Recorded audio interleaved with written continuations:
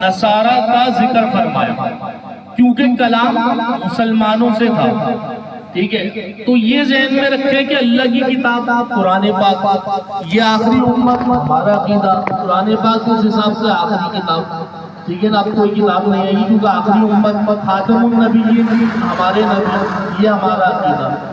لیکن اللہ تبارک و تعالیٰ تو قومیں بدل کے دوسری قومیں لے آتا ہے، اللہ تعالیٰ کو کوئی روک نہیں سکتا اگر وہ کچھ کرنا چاہے۔ میں یہ نہیں کہہ رہا کہ نئی قوم آ رہی ہے ہمارے پاس، لیکن میں آپ کو یہ بتا رہا ہوں کہ اللہ تعالیٰ کو کوئی روک نہیں سکتا۔ اس قرآن میں بھی اس کی آیت ہے وَإِن تَتَوَلَّوْا يَسْتَبْدِلْ قَوْمًا غَيْرَكُمْ، اللہ جب چاہتا ہے بدل کے دوسری قوم لے آتا ہے، یہ اللہ تعالیٰ کا خاص اعزاز ہے۔